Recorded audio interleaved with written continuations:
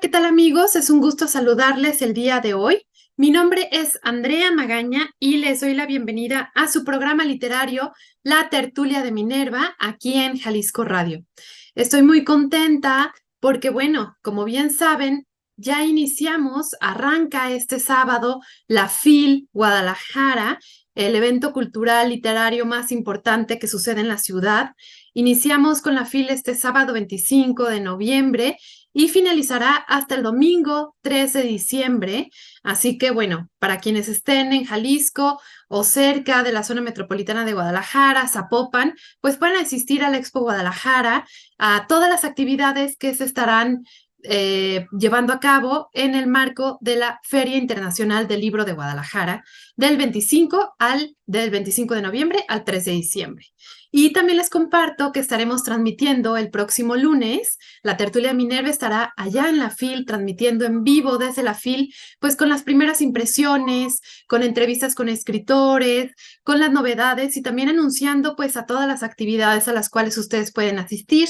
Y también estaremos participando en el programa Tertuliando, que será después del programa de la Tertulia Minerva el lunes. A las 3 de la tarde será Tertuliando. La Tertulia Minerva, como bien saben, ahora estamos transmitiendo a las 2 de la tarde. Y a las 3 continuaremos platicando, charlando en la FIL el resto de la semana, de lunes al jueves, con Tertuliando de 3 a 4. Así que tendremos esta barra especial de la cual estoy muy contenta de poderles compartir. Y bueno, el día de hoy estaremos platicando con Julia Santibáñez, quien es autora de este librito que tengo aquí entre mis manos, que se titula El lado B de la cultura, que es el volumen 2. Y bueno, ya estaremos platicando con ella al respecto. Nada más les platico brevemente que Julia Santibáñez, pues ella radica en la Ciudad de México, ha publicado 9 libros, entre ellos El lado B de la cultura, el tomo número 1, Eros una vez, fue ganadora del Premio Internacional de Poesía Mario Benedetti, estudió la licenciatura y la maestría en letras, es editora de El Cultural, del periódico La Razón y coordinadora de la cátedra Carlos Fuentes de Literatura Hispanoamericana. Con ella estaremos platicando en unos momentos y también estaremos hacia el final escuchando un fragmento, una lectura del escritor Filpio del Puente, Adrián Filpio, quien ya ha estado de invitado y de colaborador aquí en la Tertulia de Minerva y ahora estará platicándonos y leyéndonos un fragmento de su novela recién publicada que se titula Historia personal de la derrota, publicada por la editorial Mo. Estoy muy contenta de anunciarles que la presentación de este librito se llevará a cabo este viernes 24 de noviembre a las 5:30 de la tarde en la Biblioteca Iberoamericana Octavio Paz. Para quienes gusten asistir, será abierto a todo público. Estará el autor Adrián Filpio y también Guillermo de la Mora, quien estará acompañando al autor para poder charlar y presentar Historia personal de la derrota. Guillermo Fadanelli, que ya lo andaba mencionando, es el editor de esta editorial Mo y bueno, también estuvo muy involucrado en la publicación de esta novela Historia personal de la derrota, la primera novela publicada por Filpio del Puente. Recordemos que Adrián ya ha estado invitado aquí con nosotros. Es escritor mexicano, nacido en Guadalajara, Jalisco, ha realizado cortos, se ha dedicado a la parte audiovisual, ha colaborado en diferentes revistas de crítica literaria. En el 2012 escribió y dirigió el largometraje independiente llamado Yo te saludo, Adrián Filpio. Ha participado en el ámbito de la literatura en lengua castellana en países como Túnez, Francia y Turquía, y en el sistema de educación francesa en el extranjero. Y bueno, tenemos el privilegio y el gusto de poder acompañarle en la presentación de su novela Historia personal de la derrota. Les repito la fecha, este viernes 24 de noviembre a las 5:30 de la tarde en la Biblioteca Iberoamericana Octavio Paz. La biblioteca se encuentra, como ustedes saben, en la zona centro, entre Colón y Pedro Moreno, así que quienes puedan acompañarnos este viernes, pues ahí nos estaremos viendo, saludando y escuchando un poco más sobre esta novela, Historia personal de la derrota, de Filpio del Puente. Bueno, para continuar con el programa, le quiero dar la bienvenida a Julia Santibáñez, con quien estaremos platicando sobre su libro El lado B de la cultura, volumen 2. Bueno, pues es un gusto, Julia, que estés aquí con nosotros. Como les comentaba, Julia Santibáñez, la autora de El lado B de la cultura, que bueno, el día de hoy vamos a estar platicando sobre el segundo volumen. Y bueno, bienvenida, Julia. ¿Cómo te encuentras el día de hoy? Muchas gracias, Andrea. Pues feliz de estar en la tertulia de Minerva. O sea, qué cosa más hermosa para quienes amamos las letras y la sabiduría, apuntamos hacia ella, digamos, queremos alcanzarla algún día, aunque sea rascarle tantito el vestido. Así que bueno, qué maravilla estar en la tertulia de Minerva. Así que muchas gracias, Andrea. Estoy feliz de estar por acá.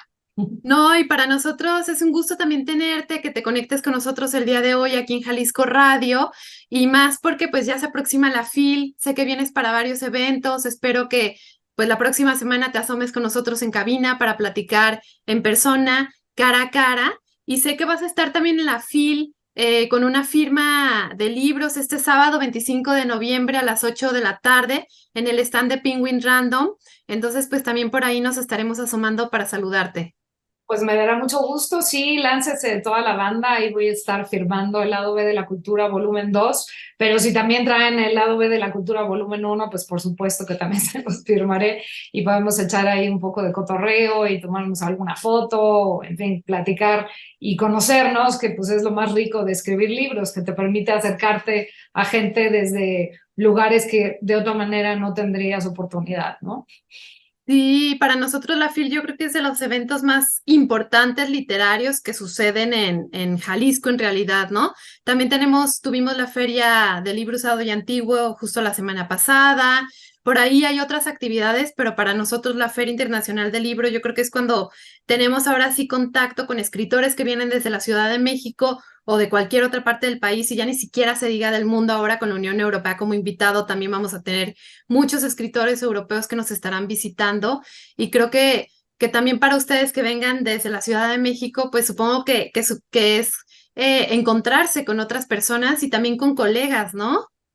La FIL Guadalajara no es solo importante para Guadalajara ni para Jalisco, es importante para México entero y para el mundo de habla hispana. O sea, tú lo sabes, es la feria más importante a nivel hispano en el mundo y es la segunda más importante a nivel universal, después de Frankfurt, que tiene Frankfurt. otro perfil, ¿no? Que es otra cosa, es más negociar traducciones, en fin, pero a nivel de público, a nivel de contacto con autores, con gente que lee, con colegas editoriales que se juntan todas ahí, pues no hay ningún evento que sea más relevante, así que siempre es una emoción muy grande ir a la FIL Guadalajara. Alguien me contó una vez, me dijo pues una vez que ir a la FIL es como ir a Disneylandia. Para los escritores, ¿no? Para los que amamos los libros, porque en vez de que te encuentras a Mickey Mouse y a Pluto caminando por los pasillos, pues te encuentras, qué sé yo, a Arturo Pérez Reverte y luego por ahí andará, no sé, Piedad Bonet este año va a estar aquí. Entonces, gente muy relevante que no es fácil que coincida en un mismo espacio y de pronto están todos juntos ahí, es una maravilla. Es una locura, justamente para nosotros que nos encantan las letras, para los lectores, justamente que siguen la tertulia de Minerva, pues en realidad somos lectores y que Claro. buscamos compartir, crear comunidad y compartir lazos y todo es en torno a la literatura, a los libros. Entonces, sí, justamente es para Jalisco es nuestra semana más importante de todo el año y también, como dices, para el país y a nivel Sí. Latinoamérica, pues sí. Justamente, yo creo que es de los eventos culturales más importantes. Y bueno, pues ahí estaremos el sábado 25 contigo.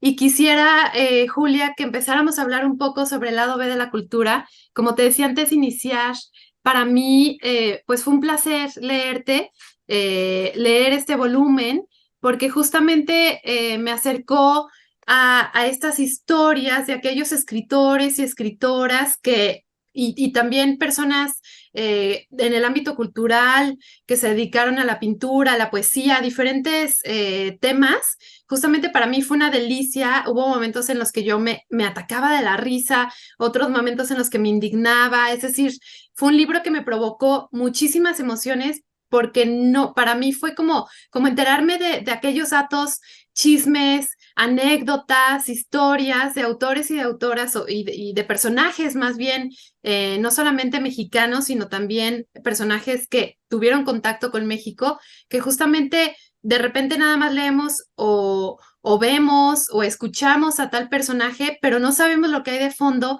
lo que ha vivido e incluso en dónde estuvo, en dónde anduvo, y para mí fue una delicia como enterarme pues de muchas novedades de personajes a los cuales yo admiro.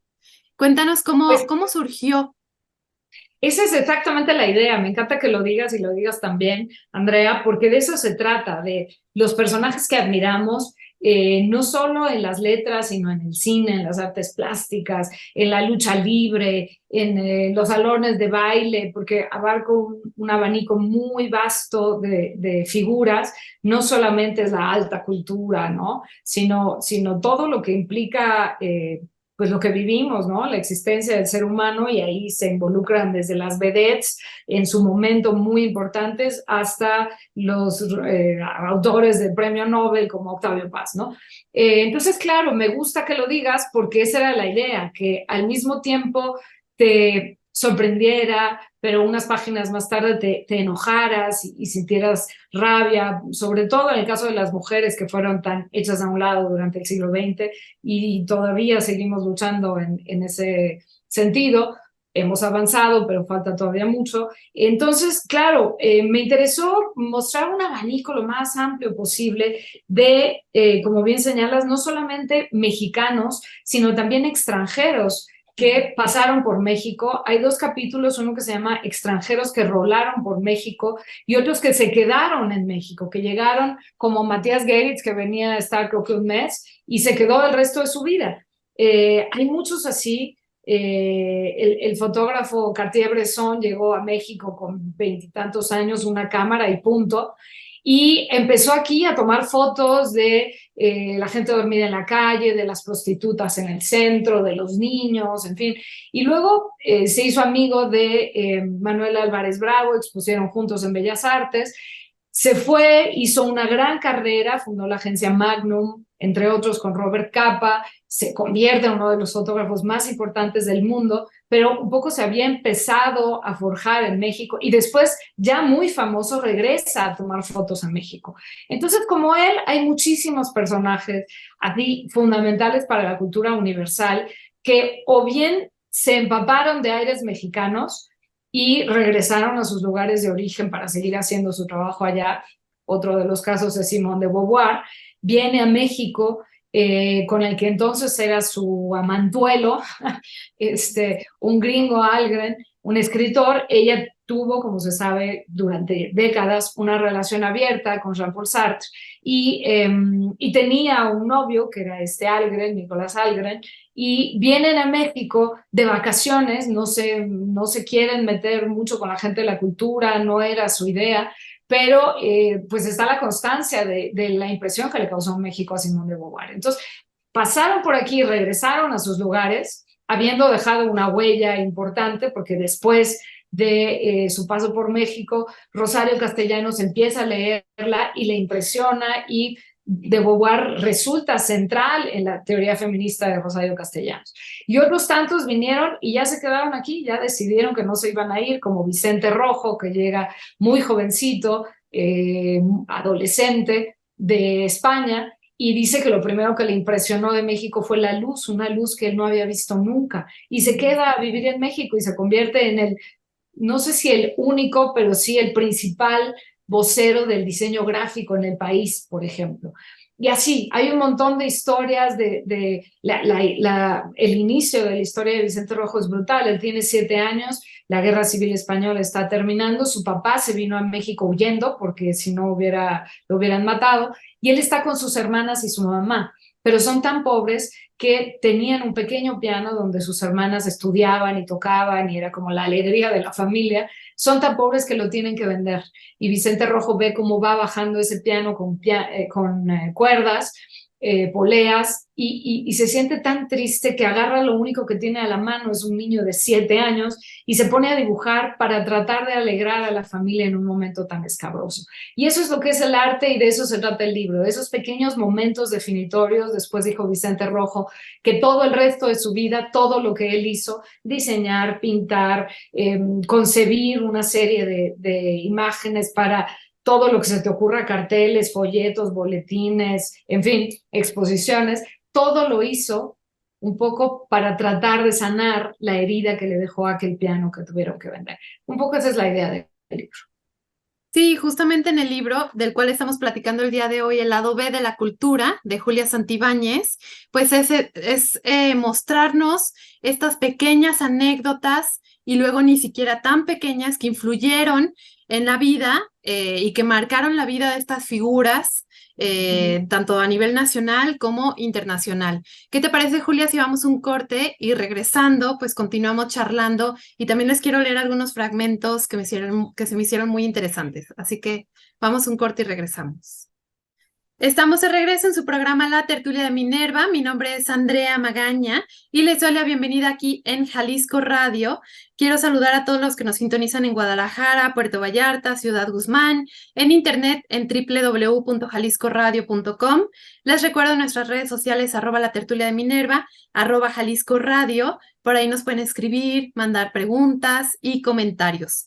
El día de hoy estamos platicando con la escritora Julia Santibáñez sobre su libro El lado B de la cultura, el volumen 2, sobre bravías, parranda y pura cosa linda en el México del siglo XX. Y les quisiera leer un fragmento del capítulo Manías, es enjundia psicoanalítica, que a mí me pareció muy interesante porque justo antes de irnos al corte era lo que comentábamos, ¿no? Podemos enterarnos un poco de la vida de estas figuras importantes para nuestra cultura durante el siglo XX en México, y así empieza. Dice, y como sale a cuento Pita Amor, poeta de versos jubilosos, conviene hablar de ella y otras mujeres de la cultura del siglo XX, libérrimas, drásticas y autónomas. Además de posar desnuda y altiva para muchos pintores, Pita tenía predilección por las prendas de gasa transparente. Su escenario ideal para portarlas era Paseo de la Reforma. Se abría el abrigo de mink para lucir los pezones ante azorados transeúntes. Bonita Tibertile, autora de líneas osadas como Me gusta hurgar, romper el velo, lanzarme, arriesgarlo todo. También daba la nota. Exponía al sol sin ropa ese cuerpo que correspondía al de la Venus de Medici, según el propio padre del artista, comenta Guillermo Sheridan. La poeta Eunice Odio, costarricense, quien vivió en México desde los 50 hasta su muerte en 1974, fue vecina de edificio de Juan Rulfo y Clara Aparicio. Se decía que tomaba el sol desvestida en el patio, como quizá ella misma surgiera en un poema. No puedo desnudarme los pies en esta casa, ni ponerme sobre la mesa el corazón, pero puedo abrirme como una flor y saltar desde los ojos para verme abierta al sol. Las vecinas furiosas ahuyentaban de las ventanas a hijos y maridos. La de Rulfo era una manía menos malportante. Le encantaba pasearse por los cementerios, en especial los del pueblo. Buscaba los nombres de sus personajes entre lápidas de tumbas viejas. Quizás eso haya contribuido en alguna forma a la atmósfera de Pedro Páramo. Bueno, aquí vemos un poco cómo nos vas brincando de un personaje a otro personaje, de una figura a otra figura, con Pita Amor, que era pues famosa justamente por su libertad, por pasearse en las calles de la Ciudad de México, con prendas vaporosas. Eunice Odio, la de Rulfo, a mí me encanta esta parte de Rulfo, de imaginármelo paseando entre las tumbas, buscando los nombres de la novela, ¿no? Entonces justamente pues es un poquito lo que vamos viendo, que leí un poco atropelladamente, yo creo que por la emoción, este pequeño fragmento que encontramos en el lado B de la cultura. Pues lo dices estupendamente, Andrea, porque de eso se trata. Los capítulos en general son temáticos, como en este Manías. Entonces, bueno, Manías, pues de muchos personajes, ¿no? Ese capítulo abre con T.S. Eliot, el poeta, que tenía una fascinación por los quesos, en particular por el queso Stilton. Y entonces decía que uno no podía nada más llegar y comerse un queso, que tenía que ponerlo a prueba. Entonces le daba golpecitos a la bola de queso, lo escuchaba, lo sopesaba y decía, ok, sí vale la pena que lo pruebe.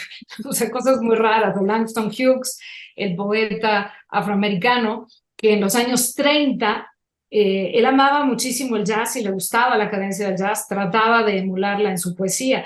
Entonces, imagínate si hoy sería complicado viajar a Rusia, por ejemplo, con un tocadiscos, cualquiera imagínese el tocadiscos que tenga más a la mano en la memoria.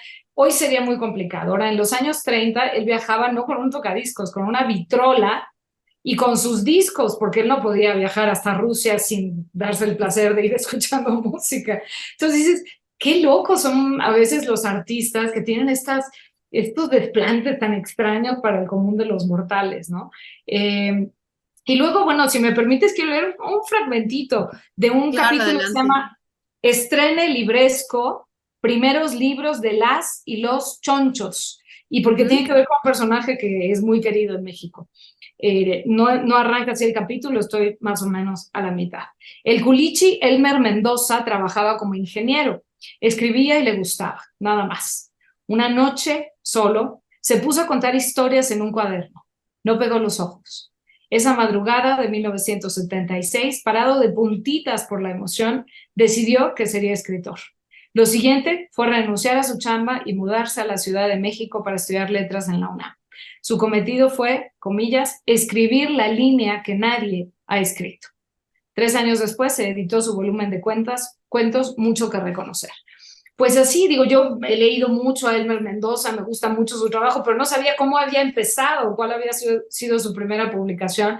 Y este rollo de que era ingeniero, y pues ahí de pronto escribía, pero una noche fue así como la revelación de esto es lo que quiero hacer el resto de mi vida. Al día siguiente renuncio y me mudo a la Ciudad de México para estudiar letras, porque eso me va a dar un bagaje que seguramente va a enriquecer mi escritura. Entonces, este es el tono del libro, tanto del volumen 2 como del volumen 1 del lado B de la cultura, y hay algunos capítulos que están dedicados a un personaje en concreto. Por ejemplo, la poeta Enriqueta Ochoa, Cantinflas, Bonatti Bertelli, en fin, hay algunos muy específicos dedicados a un personaje, pero en general son temáticos. Y aquí Ay, mismo, justamente en donde acabas de leer, tú continúas con Eli Campobello, que es una de las grandes escritoras que admiro muchísimo y que formamos en la Tertulia Minerva, tenemos un club de libro que se llama Club de Libro Minerva, y en el club del mes de septiembre justamente leímos Cartucho de Nelly Cartucho. Campobello. Y Qué aquí bien. dice, y les quiero leer, dice, tú escribes, cuando Nelly Campobello aún se hacía llamar Francisca Moya Luna, es decir, su nombre real, se estrenó como autora. Tenía 29 años. El libro era de poemas y se titulaba Francisca Yo, que también leímos justamente algunos pasajes de Ah, este librito que me costó trabajo conseguir. Ojalá y sí, no es fuera, fácil. aquí hacemos una invitación a los editores, ojalá y vuelvan a editarlo, a que lo Sí, publiquen, porque el ¿no? cartucho se consigue, pero Francisca, yo, a mí también me costó trabajo conseguir. Yo lo encontré en una biblioteca pública y le saqué Ya. literalmente, me tomé la libertad de Copias, sacarle copias y de escanearlo, claro. Sí, sí, sí, de acuerdo, porque de no es acuerdo, fácil, ¿no? de acuerdo. Entonces, bueno, aquí dice, el doctor Atle hizo la portada y puso el dinero para sacarlo de la imprenta, mientras el poeta estadounidense Langston Hughes realizó la primera traducción al inglés de los poemas de Nelly. Nada mal para empezar, ¿no? Y que bueno, ya con Nelly también es otro súper chisme del cual estuvimos platicando sus últimos años, su secuestro, su desaparición Tremendo, terrible. Entonces, tremendo.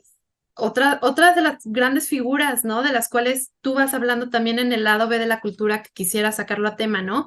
Como estas escritoras, como bien mencionabas, que de repente pues fueron un poco opacadas, ¿no? O que no se les dio el lugar que se les tenía que dar. También hablas de Elena Garro por ahí, de Rosario Castellanos, de esta corriente de feministas mucho antes del Me Too, el otro capítulo que también llamó muchísimo mi atención, ¿no? Ujú.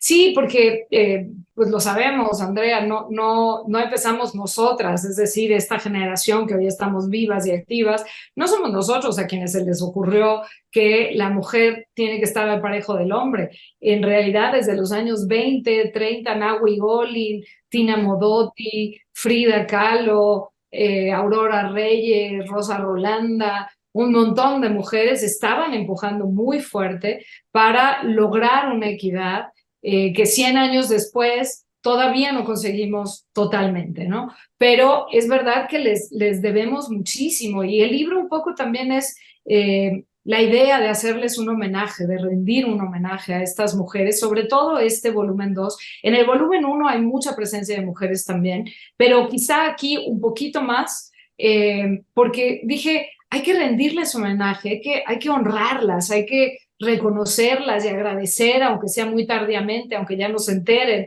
pero sí leyéndolas, viendo su cine, viendo su obra plástica. Joy Laville, por ejemplo, hace muy poco estuvo una exposición de Joy Laville en el Museo de Arte Moderno aquí en la Ciudad de México, y fui éramos dos personas, mi novio y yo, punto, no había nadie más en la sala, y digo, pero ¿cómo es posible? Joy Laville, una artista de origen británico absolutamente genial, que muchos conocen nada más porque fue la esposa de Jorge Ibargüengoitia e ilustró la mayor parte de las portadas de sus libros en Joaquín Ortiz.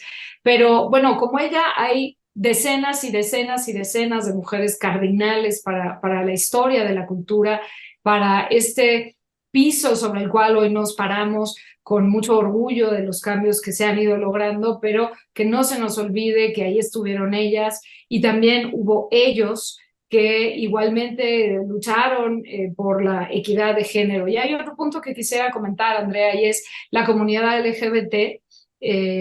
También está presente en el libro, le dedico un capítulo, porque, de nuevo, no es un invento de nosotros del siglo XXI, la diversidad sexual y demás. No, ya estaban en los 50, en los 60, 70, estaban ya de una manera importante diciendo, oiga, nosotros también merecemos un lugar y no tenemos que pedirle perdón ni permiso a nadie.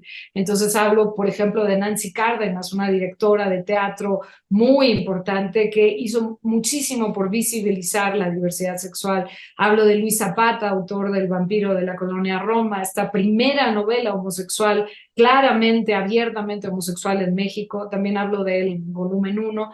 Entonces, el libro intenta ser, como decía, un homenaje, un ajuste de cuentas, reconocer que las ideas no se nos ocurrieron a nosotros, que ya hace 100 años había quien las tuvo, quien luchó por ellas, quien hizo una obra, porque no nada más se me ocurre qué, sino dejaron una obra súper sólida, y pues conocerlas, conocerles y tratar de poner las cosas en su sitio, digamos, ¿no?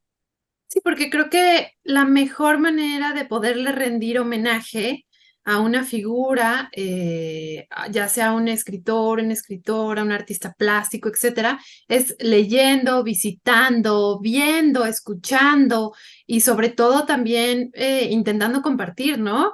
Creo que lo que tú haces en el lado B de la cultura, pues es difusión, es decir, yo no sé, y también quisiera que nos platicaras cuánto tiempo le dedicaste, porque para mí abarcas tantísimas figuras y personas que supongo que también no solamente fue documentarte, investigar, leer, sino también entrevistar, hablar con personas que estuvieron en contacto con estas figuras, es decir, también empaparte del tema en muchos niveles, ¿no? Supongo yo que para poder no sé, mencionar lo que se dijo en una fiesta o lo que quizás alguien mencionó en una carta, pues tuviste que tener detrás un trabajo, pues estructurado, ¿no?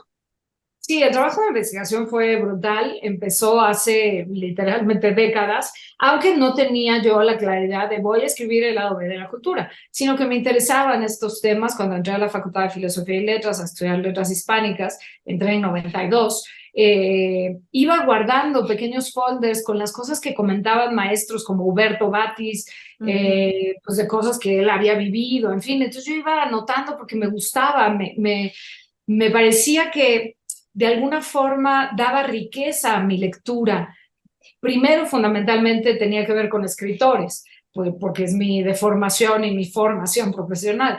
Entonces, iba apuntando por aquí, por allá, o leía un libro que no tenía nada que ver y de pronto encontraba una referencia a Inés Arredondo, pues la apuntaba, ¿no? A ver, voy a ver qué onda con esta mujer que no la he leído. Y luego me enteré que fue esposa de Tomás Segovia y tuvo una relación con Juan García Pó, en fin. Entonces, fue así, muy suelta la cosa en un principio y ya conforme fueron pasando los años, pues sí, lo fui estructurando un poco más, acudí a muchísimas fuentes, fui como cotejándolas y diciendo, bueno, esto creo que aparece, esto creo que vale la pena porque aparecen más de dos fuentes sólidas, ¿no? De prestigio, digamos. Y luego, pues ya ir depurando, porque claro, tenía muchísima información, pero pues muy caótica, ¿no? O sea, por allá una manía de Rulfo y por allá Rulfo y el alcohol y por allá Rulfo y no sé qué, y luego qué hago con eso, pues quién sabe. Entonces ya como sistematizarlo en capítulos temáticos y entonces ver, a ver, manías, a ver, ¿de quién tengo manías? Pues hay que ver. En fin, fue un trabajo un poco arduo, pero al mismo tiempo muy placentero. Muchísimo no quedó en el libro porque no logré soportar bien alguna fuente y dije, no va a haber nada de ficción, no quiero darme ninguna licencia. Inclusive voy a contarte algo, en la editorial me pidieron que tuviera yo un respaldo por si hubiera alguna demanda o algo así, alguna queja, de Ajá. todo, absolutamente todo lo que digo, de dónde salió, porque nada Que lo esté dice Julia sustentado. Espadañas. Ajá. Que no salga de Exacto, la nada, imaginación o un chisme por ahí nada más y ya. exacto, de, oye, ¿por qué dijiste que? Aquí está, no lo dije yo, lo dijo Fernando Benítez, o lo Ajá. dijo Emanuel Carballo, o lo dijo la China Mendoza, aquí está, y aquí está la fuente de donde salió, ¿no? En este Entonces, periódico, en esta carta, en esta entrevista, es exacto, decir, irte documentando que eso a mí me parece maravilloso. Creo que es muy importante, o en mi caso, cuando leo y me clavo en un autor o admiro una obra o veo una película, etcétera, me gusta también conocer el trasfondo. ¿Quién claro, es esa figura? ¿Qué pasó en su vida para hacer y para poder parir, vaya la palabra, literalmente la obra, porque todo lo que hay detrás es la formación de esa persona, ¿no? eso es exactamente el asunto, o sea, de eso exactamente se trata. Creo que saber, por ejemplo, sobre Josefina Vicens, la autora del libro Vacío, pues todo su rollo, ella era lesbiana, no salió abiertamente porque estamos hablando de otros años, Y otra pero cosa. sí tuvo una relación de pareja por largo tiempo, pero antes pues se había casado, como muchas veces pues no se tiene todavía la claridad o la presión social es tan fuerte que terminan casándose, en fin. Pero siempre firmó, por ejemplo, con seudónimos masculinos. Pepe Faroles hacía crónica taurina y firmaba como Pepe Faroles. Y la anécdota que cuenta en el volumen 1 es que alguna vez a un aficionado de la fiesta no le gustó lo que decía Pepe Faroles. Entonces fue al periódico, a las oficinas del periódico, porque quería darle un puñetazo en la nariz a Pepe Faroles, porque no estaba de acuerdo con lo que había dicho. Y entonces ella dice, bueno, presénteme a Pepe Faroles, porque yo soy Pepe Faroles, le dice ella. ¿Cómo? ¿Cómo va a ser usted? Pues sí, soy yo firmo. Ah, bueno, pues entonces no le puedo dar un puñetazo en la nariz y acabaron platicando y demás. Pero me ayuda a entender tantas cosas. El personaje del libro vacío se llama José, ella es Josefina Vicens, es una suerte de alter ego, porque también le pasa un poco lo que le pasa al personaje, ¿no? Escribe y escribe y escribe y es lo único que le importa, pero de pronto duda si eso que está escribiendo vale la pena o solamente serviría para aprender el boiler.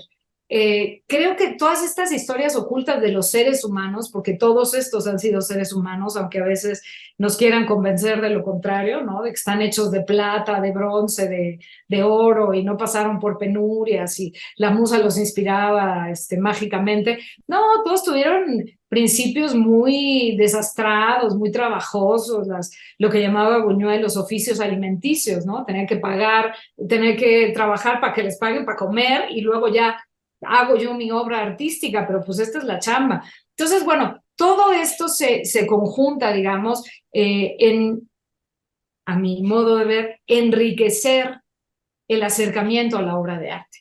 No estoy leyendo a un ser aséptico y perfecto, sino estoy leyendo o viendo pues a un ser que como yo tuvo un montón de broncas y dudas y penurias económicas y broncas de pareja y no sé cuántos, pero pues al final produjo una obra que es muy relevante. Y eso me hace, en vez de meritarlos ante mis ojos, al revés, los crece ante mis ojos, pero de una manera humana. Y es lo que quería también conseguir en el lado de la cultura, en los dos volúmenes, de hecho.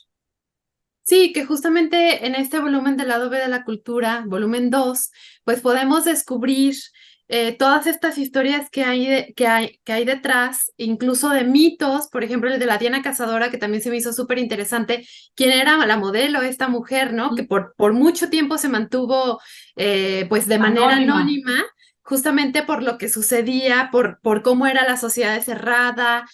También enterarme que Mario Vargas Llosa pues estuvo trabajando en muchos distintos oficios antes de dedicarse completamente a la literatura, a la escritura.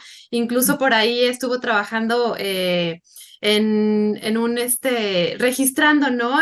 Los fallecimientos, limpiando tumbas, es decir, todo esto a mí me pareció muy, muy interesante, pues ir conociendo a estos personajes y lo que hay detrás de ellos. También otro capítulo que se me hizo muy entrañable, pues fue el de la maternidad, ¿no? De aquellas madres, justamente que estoy buscando, Mamás sin hijos, así se titula este capítulo, pues justamente nos podemos encontrar diferentes historias, como el de Pita Amor. A mí me llamó muchísimo la atención que mencionaras a Ana Akhmatova, esta escritora rusa, a quien yo admiro muchísimo, que justamente pues perdió el contacto con su hijo porque su suegra se lo quitó, el hijo que tuvo con el poeta Nikolai Gulmiliov, ¿no? Entonces, todas estas historias, pues al mismo tiempo, para mí el lado B de la cultura lo que hace es abrirnos el panorama y crear o plantar una semillita para posteriormente poder buscar la obra directa y conocer un poco más de estos personajes y de estas figuras que nos compartes en el libro. Eso sería lo mejor que me podría pasar. No que compren mi libro y lo recomienden, no sé qué. No, sino que alguien te platique y entonces leas un pedacito en el libro prestado de tu prima, digas, ay, a ver, ¿quién es Ana Akhmatova? Y te vayas y compres un libro de Ana Akhmatova y te dejes fascinar por el ritmo, por las imágenes, por el portento que es la poesía de Ana Akhmatova. Si eso sucede, créeme que yo me puedo morir en paz. Aunque mi libro no se venda, no es el fondo lo que me importa, que se venda mi libro, sino dar a conocer a estos personajes. Que vayas a ver una película de Matilde Landeta, la primera directora mexicana que no le querían dar dinero porque era mexicana, porque era mujer. ¿Cómo te voy a dar dinero para dirigir una película? Entonces hipotecó su casa para ir a hacer una película. En fin, Katy Jurado, una actriz muy importante de la época del cine de oro, que pues también trascendió un montón de estereotipos y de cartabones en los que quisieron circunscribirla, digamos, que vayas y veas una película de ella y digas, órale, espérate, esta es la primera mexicana en ser nominada al Oscar. Fue la primera mexicana en ser nominada al Oscar.